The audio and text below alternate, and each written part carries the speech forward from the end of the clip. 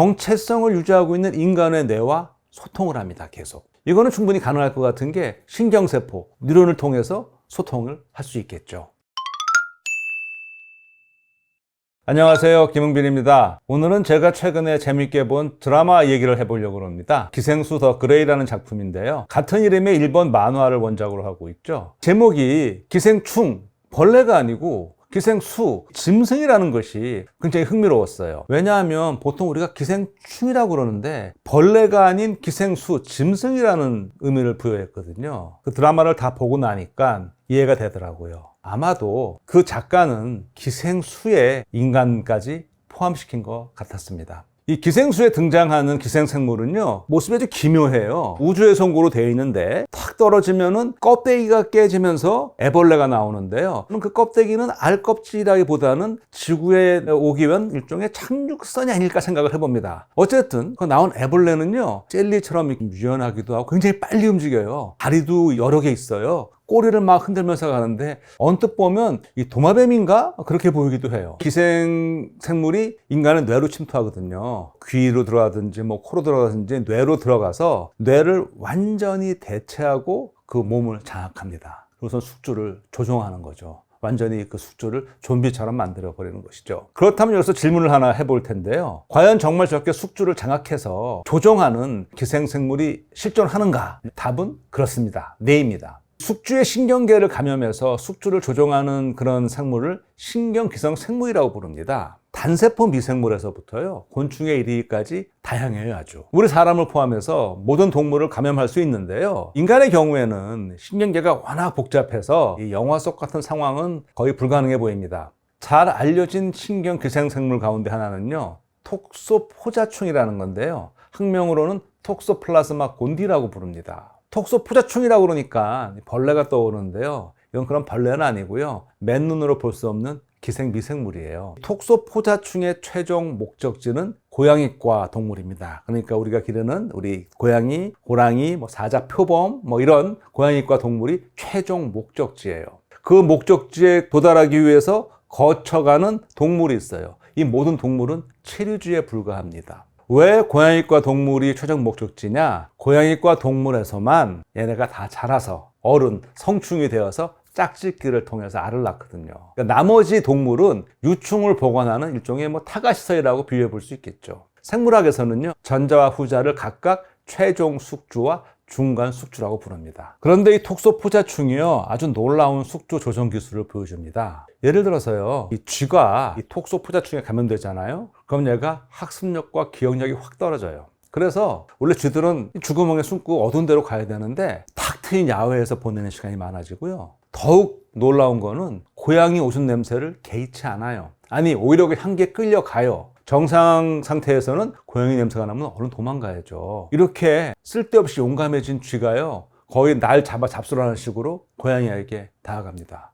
그럴수록 쥐에 감염한 톡소포자충은 목적지에 점점 가까워지는 거죠. 고양이가 톡소포자충에 감염되고 1, 2주가 지나면은요, 이제 대변으로 톡소포자충 알이 나오기 시작합니다. 쥐를 비롯한 다른 동물이 이 알을 먹잖아요? 그러면 이제 그 안에 있던 유충이 빠져나와서 병을 일으키죠.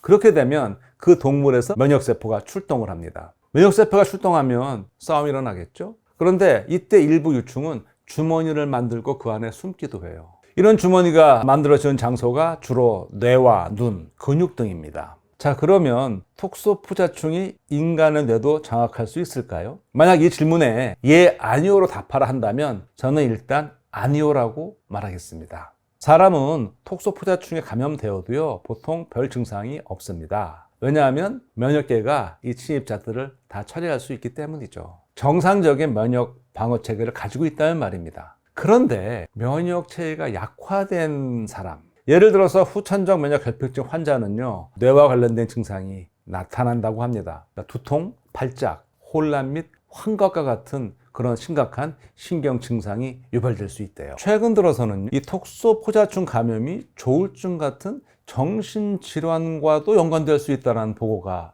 잇따르고 있어요. 일례로 이 조울증 환자 가운데 톡소포자충 항체 보유자 비율이 유의미하게 높다는 거예요. 보통 정신질환은 유전적 성향과 여러 환경적 요인에 복합적으로 작용해서 나타나는 거죠. 이 톡소포사충 감염만으로 어떤 정신질환이 나타난다기보다는 이런 정신질환을 일으키는 여러 요인 목록에 톡소포사충 감염이 환자를 서서히 차지해가는 것처럼 보입니다. 이 기생수에 나오는 기생생물은요, 뇌파로 또 서로 인지를 해요. 이 뇌파는 뇌 활동으로 일어나는 전기 신호거든요. 근데 이거를 이제 두피에서 전극을 통해서 간접적으로 측정할 수 있습니다. 아마도 기생수는요, 일단 인간의 뇌를 장악한다면은 인간의 뇌포를 변조해서 증폭하는 게 아닐까, 그런 상상을 한번 해봅니다. 뇌파 얘기가 나온 김에 이 뇌파의 발견 과정을 한번 좀 살펴보려고 하는데요. 1875년 영국의 생리학자인 케이튼이 이 토끼와 원숭이 뇌에서 어떤 파형이 나오는 거를 봤어요. 사람의 경우에는 오스트리아의 한스 베르거가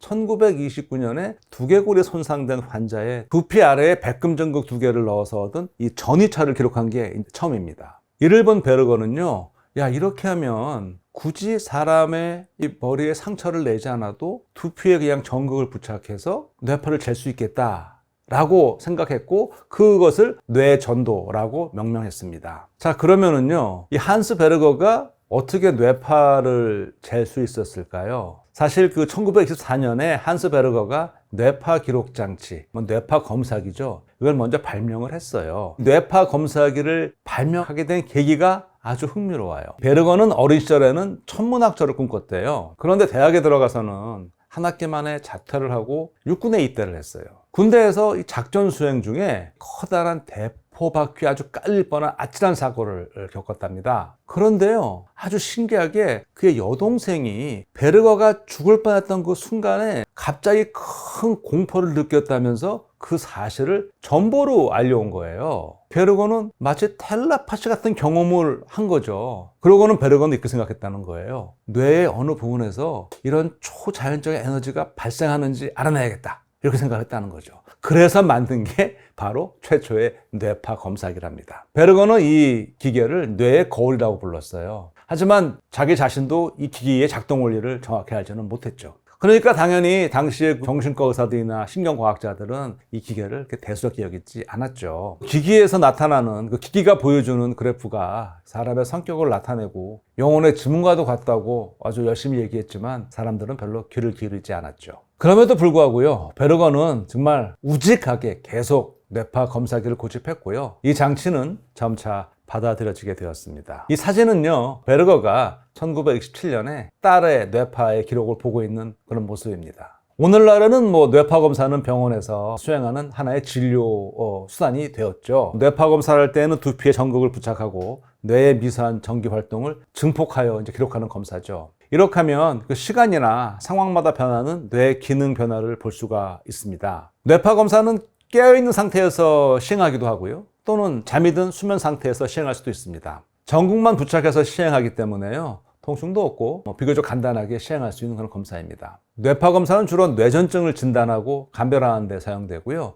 그 외에도 뇌졸중, 뇌종양, 뇌염 등 여러 뇌질환 진단 시 시행할 수 있습니다. 기생수에 나오는 애벌레는요, 흡사 줄기세포를 닮았어요. 스스로 재생해서 분화하는 능력을 갖춘 세포를 일컬어서 우리가 줄기세포라고 하잖아요. 우리 몸에 있는 줄기세포를 한번 보겠습니다. 우리 몸에는 크게 2가지 줄기세포가 있습니다. 배아 줄기세포는 모든 유형의 세포로 분화하는 능력을 가지고 있죠. 반면 조혈모세포나 피부 줄기세포처럼 신체 각 조직에 아주 극히 소량만 있는 성체 줄기세포는 해당 조직세포로만 분화할 수 있습니다. 제가 봤을 때 이 기생수가 정말 특이한 점은 번식 능력이 없다는 거예요. 적어도 지구에서는 말입니다. 그래서 이들은 계속 살려면 숙주를 계속 갈아타야 돼요. 뇌를 점령한 성체 기생수가요, 숙주를 갈아탈 때는 이거 좀 잔인한데요, 그 변신을 해갖고 아주 칼날같이 만들어갖고 그 사람의 목을 쳐서 머리를 제거한 다음에 그걸로 옮겨 붙어요. 그 사람의 머리와 똑같은 모습으로 재생을 합니다. 그런데요, 이 새로운 숙주에 침투한 성체 기생수가요, 짧지만 육체적 적응 시간이 필요한 것 같아요. 처음에 들어서 조금 이렇게 좀 어려워하는 모습이 나오거든요. 제가 봤을 때는 일종의 그 면역 거부 반응 따위를 해결하는 그런 과정이 아닌가 싶습니다. 반면 이 뇌를 점령하지 못한 채로 기생하는 성체 기생수는요, 새로운 숙주의 뇌로는 가지 못합니다. 사람의 뇌를 점령하지 못하고 기생하는 이 기생수를 영화에서는 혼종이라고 부르는데, 이 혼종은 유생시절에 지녔던 재생 및 분화 능력이 제한되는 것 같아요. 대신 정체성을 유지하고 있는 인간의 뇌와 소통을 합니다. 계속. 이거는 충분히 가능할 것 같은 게 신경세포, 뉴런을 통해서 소통을 할 수 있겠죠. 지금까지 말씀드린 내용은요, 드라마 기생수에 나오는 기생생물을 제가 알고 있는 생물학 지식을 바탕으로 상상해 본 거예요. 우리 응생물학의 장점이 시청자와 저와의 소통이잖아요. 기생수를 보셨거나 뭐 그렇지 않더라도 제 이야기를 듣고 그거 말고 야 이런 것도 가능하지 않겠느냐, 그런 과학적 상상 환영합니다. 댓글로 남겨주시면 같이 모아서 한번 다시 얘기해 볼 수 있는 그런 자리를 마련하도록 하겠습니다. 오늘 이야기는 여기까지입니다. 고맙습니다.